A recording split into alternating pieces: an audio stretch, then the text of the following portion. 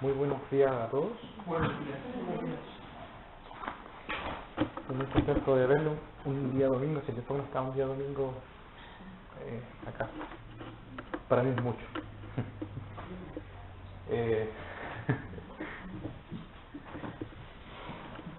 Voy a hablar en este día sobre una palabrita. Yerko la nombró en la carta. Los que pusieron atención, los hermanos se despedían. Decía, esperamos, algo esperaban ellos, no sé si se acuerdan. Esperamos contar con vuestra presencia. Esa es la palabra que yo voy a hablar hoy en día. Lo que sí, voy a hablar primero un ejemplo de lo que significa esta palabra literalmente, porque esta palabra es bien importante. Es tan importante, por ejemplo, la persona que más habla por el Espíritu Santo es Pablo, en la Biblia. Tanto así que en el Nuevo Testamento está escrito 41 veces. Y de esas 41 veces que está escrito en la Biblia, en el Nuevo Testamento, casi el 50% está escrito en un solo libro. Y de ese libro, de ese 50% que está escrito en ese libro, el 25% está escrito en un puro capítulo. No sé si se saben cuál libro es Romanos. ¿Ya? Pero antes sí quería dar un ejemplo de esta palabra, ejemplo en nuestra vida cotidiana, en ejemplos que quizá muchos conocen, muchos están en constante roce con esta palabra. De hecho, como les dije recién, ya la escuchamos ya. Decíamos, esperamos contar con ustedes, o sea, que ellos nos toman en cuenta. Ellos quieren contar que nuestra presencia esté con ellos, en comunión. Un ejemplo. Hoy en día, esta palabra, si yo la tomara de la Biblia, está en muchas empresas, incluso en nuestras casas, incluso en nosotros mismos. ¿Por qué digo esto? Las empresas o nuestras casas ocupan un término y lo materializan, que se llama inventario. Eso es lo que significa esta palabra, hacer inventario. Y en las empresas, si el que ha tenido la oportunidad de trabajar o está trabajando en una empresa, debe saber que en las empresas hay un lugar físico que se llama bodega, una bodega grande, y dentro de esa bodega, como lo señala o como lo define esta rama, llámese de bodega o de inventario o de la ingeniería, hay 4 tipos de inventario. Entonces, si uno camina en la empresa, va dentro de la bodega, va a encontrar que dentro de esa bodega hay 4 tipos de inventario. 1, materias primas. 2, suministros. 3, productos terminados. Y 4, productos en proceso o se le puede llamar semi-elaborados. Estas 4 cosas yo puedo encontrar en un inventario de una empresa.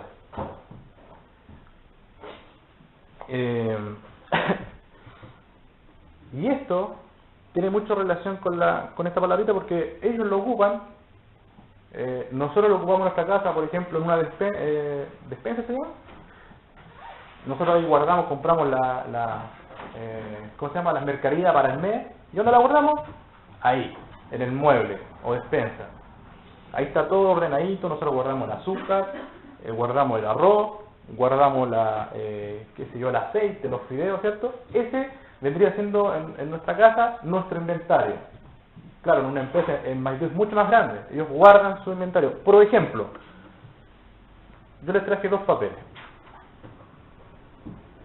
¿Qué diferencia ven, si logran ver? ¿Qué diferencia ven entre estos 2 papeles, aparte del tamaño? Ya. Una es cuadriculada y la otra es blanca. ¿Ya? ¿Cierto? Una es cuadriculada, tiene cuadritos, y la otra es blanca. ¿Ya? Esto para una empresa vendría siendo una materia prima. es su inventario, a esa empresa le pertenece. O sea, esa empresa dentro de sus registros, ¡pum!, tiene materia prima. Tiene materia prima. Pero al ver esto, la misma hoja, vamos a hacer caso que es la misma hoja, está con rayitas, todo con cuadros, ¿cierto? Entonces, esto para la empresa es un semi-elaborado, un producto que está en proceso, ¿ya? Y lo dejé en mi mochila. Es un cuaderno, ¿ya? Es un producto terminado. ¿Por qué producto terminado? Aquí están las mismas hojitas. Ya no están blancas, están cuadriculadas. Tuvieron que ocupar alambre, tuvieron que ocupar cartón, ¿cierto? ¿Y qué podríamos decir esto? Ah, me falta uno, el suministro. Por darle otro ejemplo, allá en la Centauro hacen, ¿cómo se llaman estas cosas? En conserva, ¿cierto? Todos saben lo que hay en un tarro de conserva. Es un tarro, lata, que hay dentro del tarro, agua, azúcar y durazno. ¿Ya? 4 cosas. Pero el suministro, el inventario de esa empresa, viene siendo algo que se ocupa indirectamente. Me explico. Esa empresa tiene una caldera y esa caldera genera vapor de agua, un vapor caliente, que cuando ellos ya la generan, la persona que está haciendo el almíbar, si lo han escuchado, tiene un estanque grande, lo llena con harta agua, a esa agua le echa sacos de azúcar, ¿ya? Y aquí viene el suministro, y ellos ocupan vapor de agua. O sea, ese vapor pasa por un serpentino, pasa por unas cañerías que calienta el agua. Entonces, ¿qué vendría haciendo eso? Ese vapor de agua no va a estar dentro del tarrito después. Solamente se ocupó para calentar el agua. Ya es el suministro. Y todas estas cosas que yo le nombré como ejemplo, viene haciendo un inventario de una empresa. ¿Ya? Y de la misma forma nosotros. En nuestra casa tenemos la despensa, toda esa cosa. Vayamos a 1 Corintios capítulo 3. Esta palabra es muy ocupada por Pablo, desconozco por qué la ocupará tanto, quizás pueda ser por sus temas laborales, quizás que haya ocupado tanto esta palabra. No, 13. Vamos a revisar estos pasajes, pero este es el pasaje que vamos a revisar, porque el inventario que hace Pablo en este sentido, digámoslo así, es como un inventario negativo. 1 Corintios 13, versículo 5. Está hablando del amor, ¿cierto? ¿Conocemos este pasaje? Y dice que el amor, al final del versículo 5, dice que el amor no guarda rencor. ¿Ya? Por definición, esta palabra significa hacer inventario o tomar en cuenta o atribuir, o también significa poner en la cuenta de una persona. Eso es lo que significa esta palabra. Si yo leo este versículo, el amor no guarda rencor. O sea, ¿qué está diciendo? Que en el amor de Dios, aquí está hablando del servicio, en el amor de Dios no existe, en el inventario de Dios no existe para nada el mal, el rencor. En las bodegas de Dios, podríamos así como ilustrarlo, en las bodegas de Dios no existe mal. ¿Qué quiere decir esto? Cuando yo tengo rencor, tengo mal, yo le atribuyo a esa persona ese mal. O sea, esta persona me ofendió a mí, esta persona me hizo sufrir a mí, esta persona me hizo mal en mi vida. Entonces yo lo guardo en la bodega de mi corazón. Y después cuando yo me acuerdo, ¡pum!, sale al tiro su nombre. ¡Pum!, sale al tiro esa circunstancia que me llevó a sufrir, a sentirme ofendido, a sentirme la víctima. Eso es hacer inventario. Yo contabilizo en mi corazón, de una forma aplicativa lo estoy diciendo, yo guardo en mi corazón todo lo que a mí me afectó de esa, y también de esas palabras que dijo esa persona. Y lo guardo, lo contabilizo en mí. Pero aquí está diciendo que en el verdadero amor de Dios, en el servicio, en comunión, en la iglesia, en este amor no guarda, no se inventaría el rencor. Vamos a ver un aspecto positivo en Romanos. Este es el capítulo que yo les decía que está escrito, en Romanos está escrito completo, está escrito esta palabra 19 veces, de las 41 que salen en total en el Nuevo Testamento. En Romanos está escrito, el capítulo 4 de Romanos, está escrito 11 veces. 19 veces en Romanos, pero 11 veces en el capítulo 4. Sale mucho esta palabra. Vamos a ir leyendo los versículos, yo lo subrayé. Vamos a leer desde el versículo 1. Si no les molesta, yo voy a ir leyendo otra versión y ustedes van leyendo junto conmigo. Dice, ahora bien, ¿qué diremos de Abraham nuestro padre según la carne? ¿Qué es lo que ha encontrado? Si Abraham llegó a ser santo mediante prácticas, puede sentirse orgulloso, pero no lo puede ante Dios. Versículo 3, aquí sale por primera vez esta palabra, dice, en efecto, ¿qué dice la Escritura?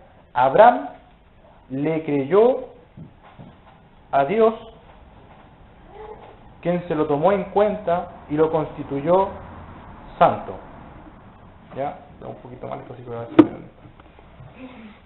dice, versículo 3 dice, porque, ¿qué dice la Escritura? Creyó Abraham a Dios y le fue contado por justicia.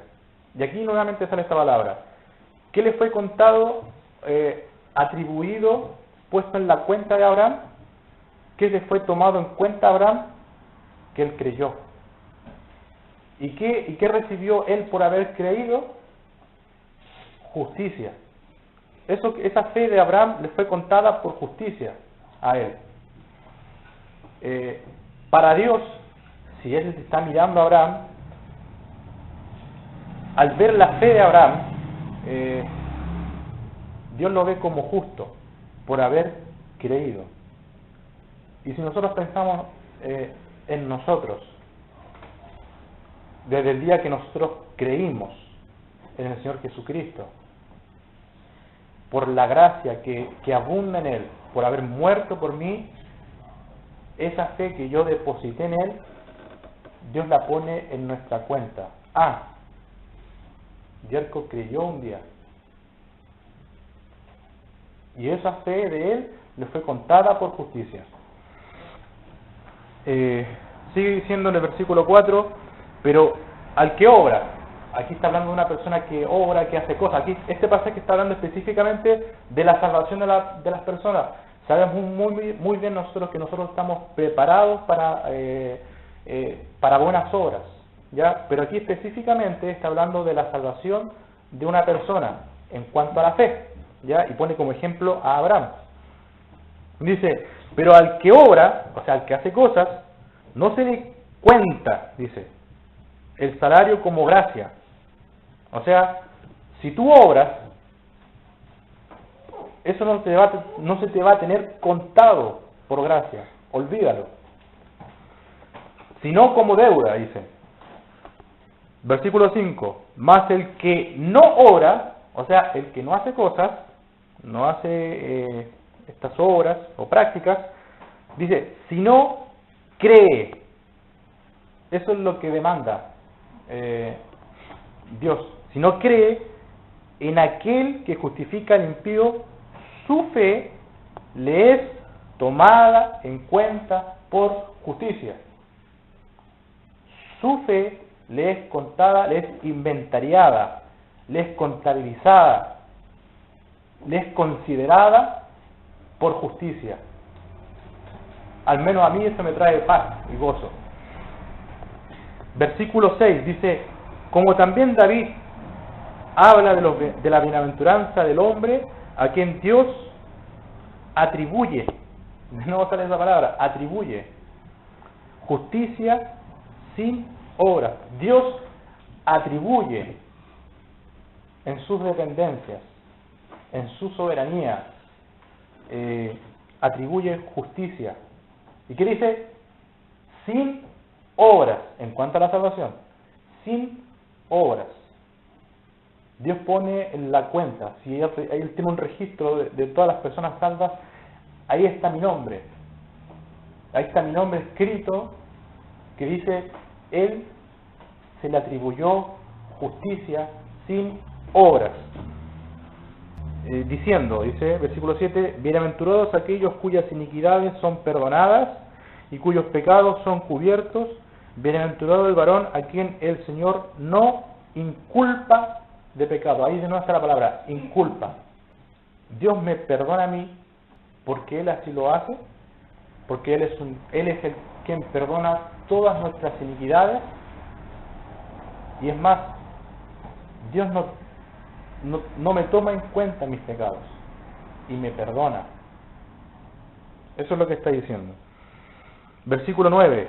¿Es pues esta bienaventuranza solamente para los de la circuncisión o también para los de la incircuncisión? Pregunta. Porque decimos que a Abraham le fue contada, de nuevo sale ahí, le fue contada la fe por justicia. Lo sigue enfatizando. Versículo 10 dice, ¿cómo pues le fue contada? De nuevo sale la palabra. ¿Estando en la circuncisión o en la incircuncisión? No en la circuncisión, sino en la incircuncisión. Ahí está hablando de la obra de Abraham. Versículo 11. Y recibió la circuncisión como señal, como sello de la justicia de la fe, que tuvo estando aún incircunciso, para que fuese padre de todos los creyentes no circuncidados, a fin de que también a ellos la fe les sea contada por justicia. Ahí de nuevo sale la palabra. Para que fuese padre de todos los creyentes no circuncidados, a fin de que también a ellos la fe les sea contada por justicia. Ahí habla de todos los creyentes que vienen después de Abraham. Y estamos también nosotros. Para que nuestra fe les sea inventariada en las bodegas de Dios. Por decir de una forma bien ilustrativa. Que nuestra fe está escrita, está contabilizada. Dios ya la contó desde el momento que tú creíste. ¿Dónde más sale? Ahí nos saltamos al versículo 22. Dice, por lo cual también su fe le fue contada por justicia. Y no solamente, ahí salía en el 22 nuevo, el 23 dice, y no solamente con respecto a él se escribió que le fue contada, de nuevo sale la palabra, 24, sino también con respecto a nosotros, a quienes ha de ser contada, esto es, a los que creemos en el que levantó de los muertos a Jesús, Señor nuestro. Nuevamente habla de nosotros, sino de aquellos que ha de ser contada, a los que creemos en el que levantó de los muertos a Jesús, Señor nuestro, a los que creemos en Dios, a los que creemos que Él fue quien levantó con poder, que operó en el Señor Jesucristo y le levantó de los muertos nuestra fe. Eso es lo que va a ser contado en las bodegas de Dios. Y esto nos hace reflexionar a nosotros, hermanos, en cuanto primeramente a mí. ¿Qué cosa estoy yo en mi vida personal inventariando en mi corazón? Si alguien de nosotros pudiera entrar a nuestro corazón, o tú mismo pudieras entrar a tu corazón y abrir esa puerta y entrar en esa bodega que se encuentra incrustada en tu corazón y abrir, ¿qué es lo que más verías dentro de ti? ¿Verías cosas más buenas o cosas más malas? Si pudiéramos abrir nuestro corazón como una gran bodega, porque así lo describe la Biblia, que nuestro corazón es como algo profundo, es ahí donde están nuestros sentimientos, nuestros pensamientos, que el único que los puede ver es Dios. Si pudiéramos abrir esa bodega y echamos un vistazo, ¿qué es lo que más se encuentra en nuestra vida? Rencor, mentiras, ¿Qué es lo que nosotros habitualmente contabilizamos en nosotros y lo guardamos? En esto pensad, ahí está esa palabra. ¿Serán cosas buenas? Pablo decía, en esto pensad, todo lo bueno, todo lo que es digno de alabanza, si hay virtud alguna. Hablando del Señor Jesucristo, recordándole a Él hoy día en la mañana, me ponía a pensar que si nosotros miráramos el mundo como una gran bodega, el Señor Jesucristo también fue contabilizado por nosotros los hombres en esa época. El Señor Jesucristo también fue contabilizado, Él fue contado, dice la Biblia, dice crucificado, Él junto a dos ladrones, uno a su derecha y el otro a su izquierda, para que se cumpliese lo que está escrito, y fue contado con los inicuos. El mundo, como una gran bodega, recibió al Señor Jesucristo. Pero la Biblia también dice que Él, por el gozo puesto delante de Él, sufrió la cruz, menospreciando lo oprobio, y se sentó a la diestra de Dios.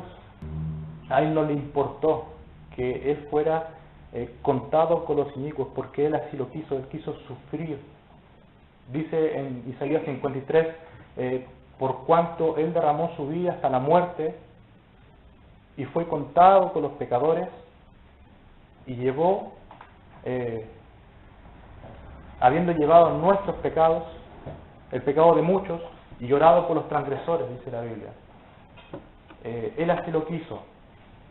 Él, aunque haya sido contado, aunque el hombre haya dicho, si no fuera malhechor, no te lo hubiésemos traído, cuando ellos le decían a Pilato, a Él no le importó eso, porque había algo más importante, que era morir, que era derramar, como dice el profeta Isaías, derramar su vida por completo. A Él no le interesó ser contado, ser contabilizado, ser inventariado con los inicuos.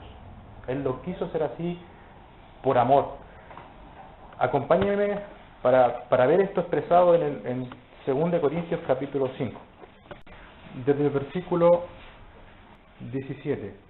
De modo que si alguno está en Cristo, nueva criatura es, las cosas viejas pasaron, y aquí todas son hechas nuevas, y todo esto proviene de Dios, que nos reconcilió consigo mismo por Cristo, y nos dio el ministerio de la reconciliación. Que Dios, este es el versículo 19 que quiero que destaquemos, y para finalizar, de recordar por qué el Señor quiso, por qué quiso sufrir la cruz, por qué Él dijo, todo lo que está escrito de mí tiene cumplimiento, y era necesario que Él fuera contado por los inicuos. Versículo 19 dice que Dios estaba en Cristo reconciliando consigo al mundo, no tomándoles en cuenta a los hombres sus pecados, y nos encargó a nosotros la palabra de la reconciliación. Dice que Dios estaba en Cristo reconciliando consigo mismo al mundo.